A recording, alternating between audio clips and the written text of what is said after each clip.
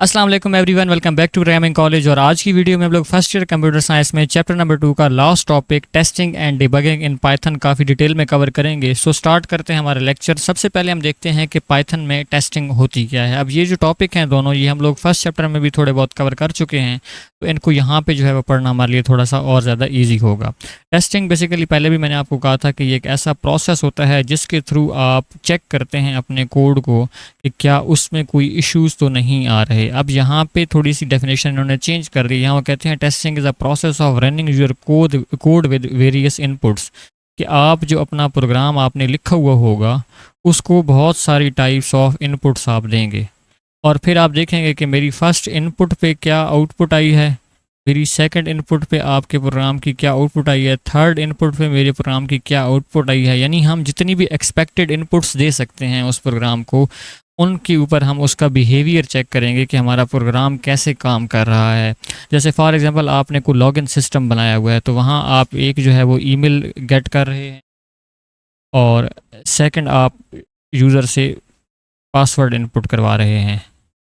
तो आप email different length के इनपुट करा के चेक करेंगे, पासवर्ड डिफरेंट कम्बिनेशंस के साथ इनपुट करा के चेक करेंगे, तो उससे आपको आइडिया होगा कि क्या हमारा सॉफ्टवेयर ठीक तरीके से काम कर रहा है या नहीं कर रहा। और ये जो है वो इसका गोल यही होता है कि अगर आपकी कोई एप्लीकेशन रियल वर्ल्ड में जाने से पहले ही उसमें कोई प्रॉब्लम्स आ रहे हैं तो उनको ढूंढ लिया जाए और उन इश्यूज़ को क्या कर लिया जाए, फिक्स कर लिया जाए। तो टेस्टिंग का बेसिक गोल यही होता है कि एप्लीकेशन को लॉन्च करने से पहले ही उसके एरर्स को जो है वो रिमूव कर दिया जाए। अब टेस्टिंग चार तरीके से हो सकती है पाइथन में: unit testing, integration testing, functional testing और रिग्रेशन टेस्टिंग। तो इनको वन बाय वन कवर करते हैं। सबसे पहले यूनिट टेस्टिंग क्या होगी। इसमें हम लोग अपने कोड के स्मॉल पार्ट्स जो है वो एक एक पार्ट करके चेक करेंगे। लेट्स सपोज आपके प्रोग्राम में 3 तरह के फंक्शंस हैं, तो आप सबसे पहले पहला फंक्शन चेक करेंगे, फिर दूसरा फंक्शन आप चेक कर लेंगे, फिर आप थर्ड फंक्शन चेक करेंगे। और याद रखिएगा, इसको हम आइसोलेशन में टेस्ट करेंगे, यानी आप अपने प्रोग्राम में जब फर्स्ट फंक्शन चेक कर रहे हैं तो सिर्फ फर्स्ट फंक्शन को ही चेक करेंगे, बकाया 2 फंक्शंस का उसके साथ लेना देना अगर है भी सही तो उस साइड पे इसको नहीं लेके जाएंगे। फिर हम लोग सेकंड फंक्शन अगर चेक कर रहे हैं तो सिर्फ सेकंड फंक्शन को ही टेस्ट करेंगे। आइसोलेशन का मतलब यही होता है कि जो पार्ट आप टेस्ट कर रहे हैं आप सिर्फ उसी के ऊपर फोकस करें, उसके अलावा वाला पार्ट जो है वो आप उसके ऊपर फोकस नहीं कर रहे होंगे। और पाइथन आप लोगों को यूनिट टेस्टिंग करने के लिए एक यूनिट टेस्ट नाम से बिल्ट इन मॉड्यूल भी देता है। आप इस मॉड्यूल को अपने प्रोग्राम में इंपोर्ट करा के और इसको यूज़ करके यूनिट टेस्टिंग कर सकते हैं, बट ये हमारे सिलेबस का हिस्सा नहीं है क्योंकि, तो इसको हम अभी इसके प्रैक्टिकल इम्प्लीमेंटेशन की तरफ नहीं जाएंगे। बस आप इतना समझ लें कि यूनिट टेस्टिंग के लिए एक यूनिट टेस्ट नाम का मॉड्यूल होता है, उसका यूज़ करके हम ये काम कर सकते हैं। एग्जांपल यही है कि आपके सॉफ्टवेयर में कोई एक ऐसा फंक्शन है जो 2 नंबर्स को चेक कर रहा है कि वो जो है वो ठीक, हम चेक करेंगे कि क्या 2 नंबर्स वाला फंक्शन ठीक तरीके से काम कर रहा है या नहीं। एक एवरेज का फंक्शन आपके पास पड़ा हो, 2 नंबर्स की एवरेज निकाल रहा हो, तो वो अलहदा फंक्शन ठीक काम कर रहा है या नहीं। एक आपको परसेंटेज निकाल के दे रहा है सब्जेक्ट्स की। आप ऐसे ही छोटे छोटे मॉड्यूल्स क्या करते जाएंगे, टेस्ट करते जाएंगे और उनको चेक करते जाएंगे कि कोई इशूज़ तो उसमें नहीं है। उसके बाद इंटीग्रेशन और फंक्शनल टेस्टिंग क्या होती है। पहले इंटीग्रेशन टेस्टिंग को कवर कर लेते हैं। इंटीग्रेशन टेस्टिंग में आप अपने प्रोग्राम के मल्टीपल पार्ट्स को आपस में ज्वाइन करके जो है वो टेस्ट करेंगे। लेट्स सपोज आप पहला और दूसरा मॉड्यूल इकट्ठा करके चेक कर लेते हैं, फिर आप दूसरा और तीसरा मॉड्यूल इकट्ठा करके चेक कर लेते हैं। तो इस तरीके से आप मल्टीपल पार्ट्स को क्या करते जाएंगे, कोड के ज्वाइन करते जाएंगे और टेस्टिंग करते जाएंगे। एग्जांपल यही है कि आपने अगर कोई एक लॉगिन सिस्टम बनाया हुआ है, तो आप अपने लॉगिन सिस्टम को चेक कर रहे हैं किसी भी ऐप में कि आपका यूज़र लॉगिन हो पा रहा है या नहीं, तो उसमें आपको लॉगिन सिस्टम और डेटाबेस, क्योंकि जब भी आप, मैंने आपको पहले भी यहाँ पे जो समझाई है एग्जांपल, कि जब आप ईमेल और पासवर्ड इनपुट कराते हैं तो बेसिकली ये ईमेल और पासवर्ड आपके डेटाबेस में जाके क्या कर रहे होते हैं, मैच कर रहे होते हैं। ठीक है, तो इसमें हम यही करेंगे। हमारी जो इंटीग्रेशन टेस्टिंग की एग्जांपल में वो यही कह रहा है कि आप लॉगिन सिस्टम को डेटाबेस के साथ चेक करेंगे कि क्या आप जब लॉगिन कर रहे हैं तो वो डेटाबेस की एंट्रीज़ के थ्रू ही लॉगिन हो रहा है या किसी भी वैल्यू पे लॉगिन हो रहा है। तो ये इंटीग्रेशन टेस्टिंग होगी। इन शॉर्ट आप मल्टीपल पार्ट्स इकट्ठे करके यहाँ पे टेस्ट कर रहे होंगे। फंक्शनल टेस्टिंग आपकी एप्लीकेशन को एज अ होल टेस्ट करेगा। जो आपकी पूरी एप्लीकेशन बन चुकी है उसमें बहुत सारे छोटे छोटे फंक्शंस मौजूद हैं, आप पूरी की पूरी ऐप को इकट्ठा टेस्ट करेंगे।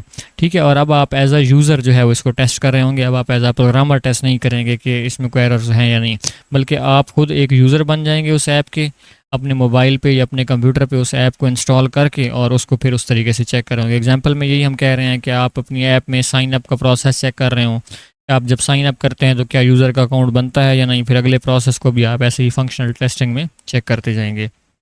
उसके बाद है जी रिग्रेशन टेस्टिंग। अच्छा, अब जब भी आप अपने कोड में कोई चेंजेस करते हैं, लेट्स सपोज आपके कोड में 100-150 लाइनें पड़ी हैं, तो आप ऊपर से टेस्टिंग करते आए हुए 50 नंबर वाली लाइन पे पहुंचे हैं, यहाँ एरर आया है, तो आप यहाँ पे अब जब आपने चेंजिंग की है तो क्या आपकी चेंजिंग करने से पिछले कोड में कोई एरर तो नहीं आ गया।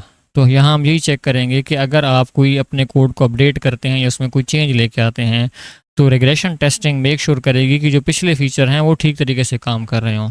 तो ये प्रिवेंट करेगी कि जब आप एक चीज़ को फिक्स कर देते हैं तो इससे ये ना हो कि दूसरी चीज़ आपकी ख़राब हो जाए। जब आप एक चीज़ को फिक्स कर रहे हैं तो उनका इम्पैक्ट दूसरी चीज़ पे ना पड़े, दूसरी चीज़ भी ठीक तरीके से काम करती रहे।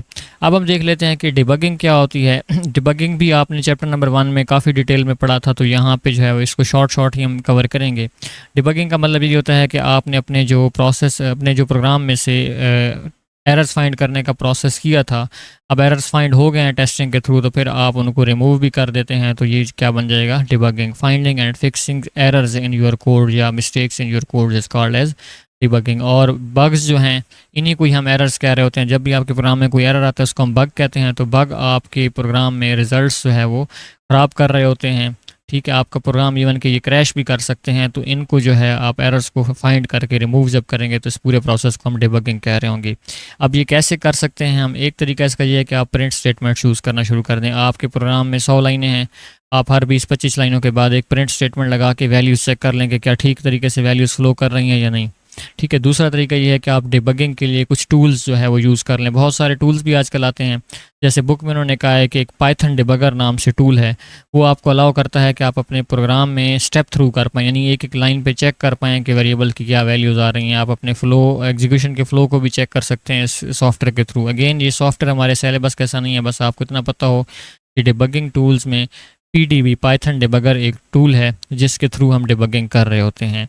और थर्ड, आप एरर मैसेजेस को पढ़ के भी डिबगिंग कर सकते हैं। जब आप प्रोग्राम चलाएंगे उसमें कोई एरर होगा तो वो जो एरर आपके सामने शो होगा, आप उस मैसेज को ही पढ़ के आप बता सकते हैं या चेक कर सकते हैं। अगर आप एक एक्सपर्ट प्रोग्रामर हैं तो आपको आइडिया हो जाएगा कि हमारा एरर कहाँ पे आ रहा है, तो आप वहाँ जाके उस चीज़ को फिक्स कर लेंगे। तो बुक में भी इस टॉपिक के रिलेटेड यही है। टेस्टिंग सबसे पहले हमने बताया है कि टेस्टिंग क्या होती है, फिर हमने टेस्टिंग की टाइप्स को कवर किया है और इन टाइप्स को मैंने आपको थोड़ा और डिटेल में पढ़ा दिया है, ठीक है। फिर जो डिबगिंग है उसको भी हमने एज इट इज़ कवर किया जैसा बुक में कवर किया गया है, और उसके बाद कॉमन डिबगिंग टेक्निक्स को भी हमने यहाँ पे कवर कर लिया है। सो आई होप आप लोगों को टेस्टिंग एंड डिबगिंग अच्छे तरीके से समझ आ चुकी होगी। अगर आप लोगों का टेस्टिंग एंड डिबगिंग के रिलेटेड कोई भी क्वेश्चन हो तो आप कमेंट सेक्शन में पूछ सकते हैं। ये हमारी चैप्टर नंबर 2 की लास्ट वीडियो थी। कल की वीडियो में हम लोग चैप्टर नंबर 2 की एक्सरसाइज को जो है वो कंप्लीट कर लेंगे, और आपको मैं नोट्स भी प्रोवाइड कर दूंगा कल की वीडियो में एक्सरसाइज के। उसके बाद परसों से इंशाल्लाह हम लोग चैप्टर नंबर 3 को जो है वो स्टार्ट कर देंगे। सो अगर आप लोगों को वीडियो आज की अच्छी लगी हो तो वीडियो को लाइक और मेरे चैनल को सब्सक्राइब करना ना भूलिएगा। वीडियो के रिलेटेड कोई भी क्वेश्चन हो तो कमेंट सेक्शन में पूछ सकते हैं। मिलेंगे नेक्स्ट वीडियो में चैप्टर नंबर 2 की एक्सरसाइज के साथ। तब तक के लिए अल्लाह हाफिज़।